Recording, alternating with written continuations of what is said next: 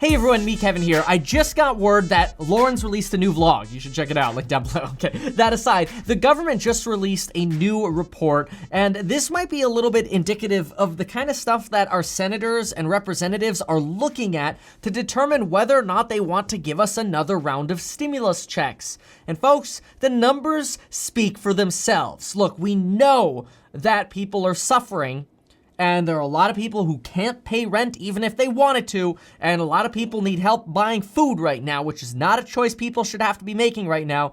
And this data, not good for future stimulus. In fact, if anything, the data is probably bad for the future of stimulus. This is literally why the longer they sit around doing nothing, the worse it is for us to be able to see more support, even though we need it.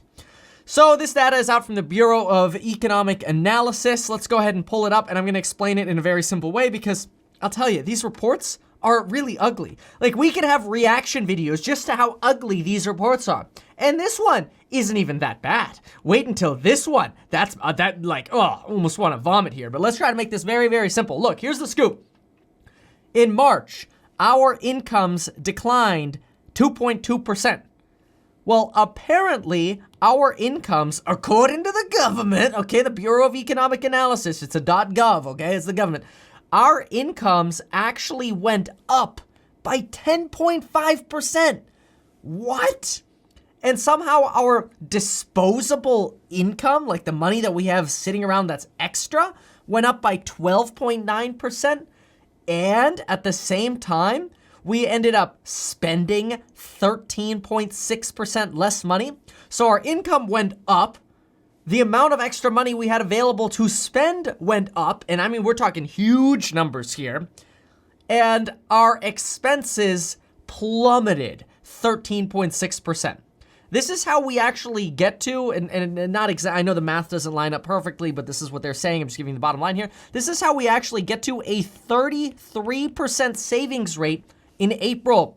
That's twice what we were expecting. I mean, Mark Cuban was just saying we should do stimulus debit cards to people to force people to spend money because people are saving too much. They're saving like 14.1%. Mark, newsflash, bro, your information is a month old. The savings rate's actually 33%.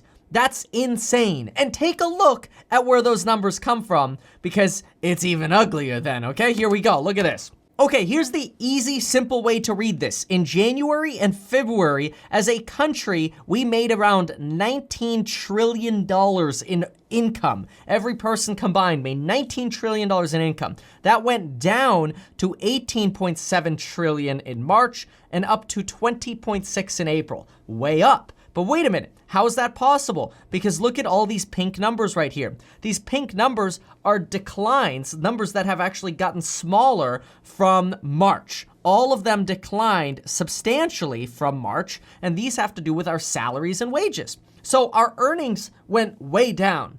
Where'd the money come from? Well, here you go. The money came from stimulus. In fact, if you look right here, you'll see personal current transfer receipts went way up, almost doubled.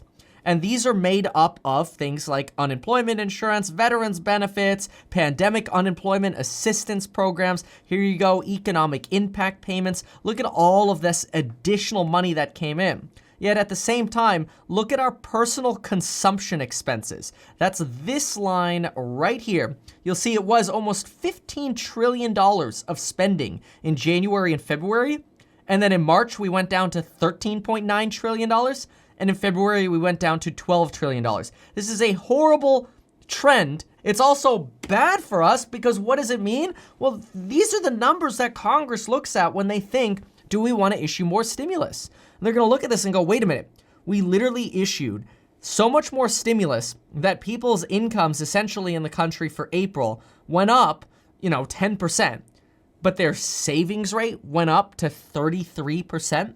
People spent 13.6 less percent in money. That's crazy.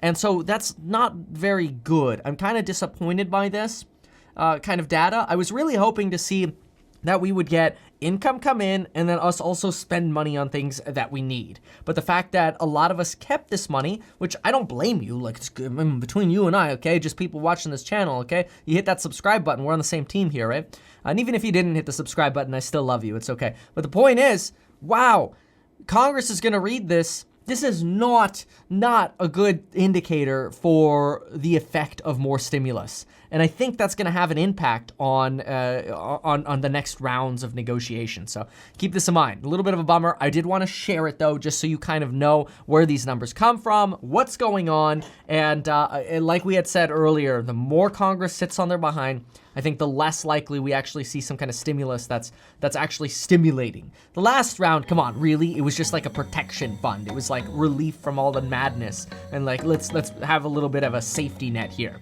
Well, now let's actually have some stimulus so we can actually go out and increase the economy, given that right now it's going the opposite direction. It's declining. Yikes. Well, I hope you enjoyed this information. If you did, make sure to get 2 free stocks with Webull. Link down below. Deposit $100, get 2 free stocks, get your life insurance, and join me in my awesome programs. Linked below. There is a coupon code expiring in a couple days. Thank you so much, folks, for watching, and we'll see you next time.